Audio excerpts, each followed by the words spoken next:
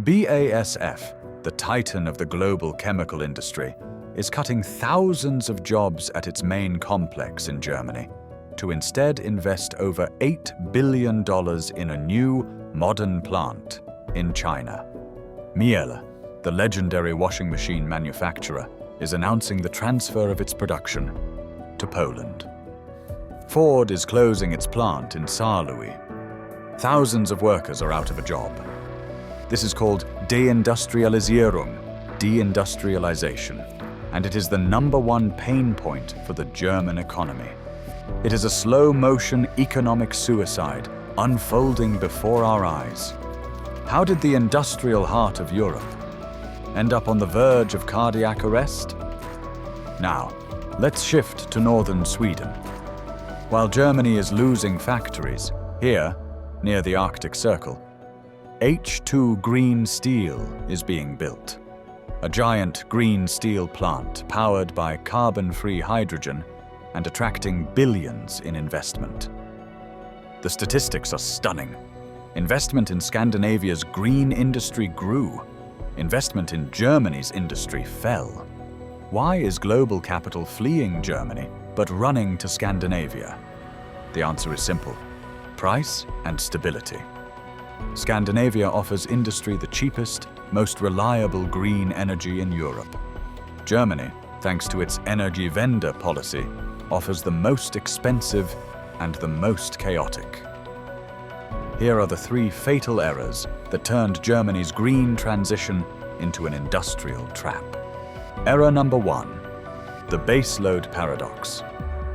Green energy is wonderful, but the sun doesn't shine at night and the wind doesn't always blow. Every grid needs baseload, a stable 24/7 source of power. Germany had one of the most reliable sources in the world, its nuclear power plants.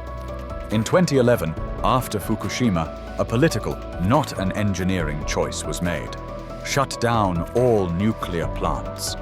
Simultaneously, billions were invested in solar and wind. But what happened to the base load? It was replaced by imported natural gas. The result? A paradox. Germany invested hundreds of billions of euros in green energy, only to become even more dependent on fossil fuels at critical moments. When there is no sun or wind, the grid is forced to rely on extremely expensive gas. This creates wild price volatility.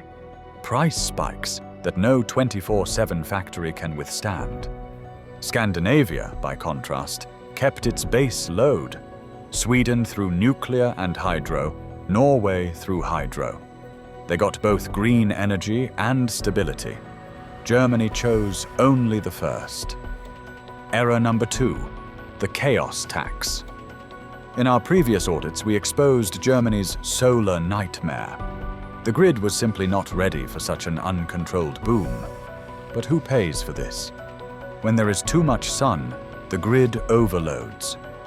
To avoid a blackout, operators, like BNetzA, are forced to pay for emergency shutdowns. This is called Redispatch. According to the latest annual reports from BNetzA, the cost of this congestion management has hit astronomical levels, costing billions of euros per year. And now, guess who pays those billions? This chaos tax is passed on to all consumers, both you and the factories, through rising grid fees, Netzentgelte. Even if the energy itself is free from the sun, the cost of delivering it through a chaotic grid makes the final bill one of the highest in the world. This is the second reason BASF is fleeing to China. Error number 3: the investment killer. Industry is not a short-term game. The CEO of BASF, or Miele, makes decisions for decades to come. They need one thing more important than price: stability. And what does Germany offer? As we showed in our subsidy trap audit, the policy is total chaos. Today, the subsidy is 70%. Tomorrow, it's 40%. Today, you need this document. Tomorrow, 10 others.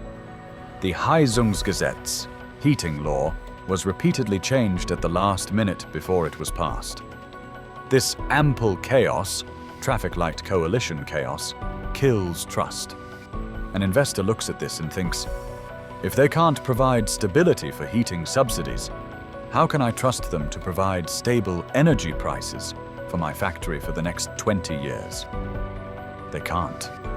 And they look at Scandinavia, where policy is stable, predictable, and based on engineering, not politics. The choice becomes obvious. The audit's lesson. Germany's lesson is brutal, but it is clear. Green energy without planning for a stable grid. Green energy without a reliable 24/7 base load. And green energy without stable, predictable policy is not a transition. It's economic suicide. The technology is not the problem. The chaos of its implementation is. And this is a warning to the entire world. If your government is promising you a green revolution, protect yourself. Ask them 3 key questions. 1. What is the base load plan? What will power the grid at night and on calm days? 2. Who pays for the grid upgrade? Are you ready for a chaos tax on your bills? 3. Is there a 10-year plan, or does the policy change every time the wind blows? If they don't have clear answers, you may be next to pay the price for green promises. In our next audit, we will dive even deeper into error number 2. We'll investigate how Germany literally throws away millions of megawatts of green energy because the grid can't take it, and why you are paying for it. Subscribe to The Green Audit so you don't miss it.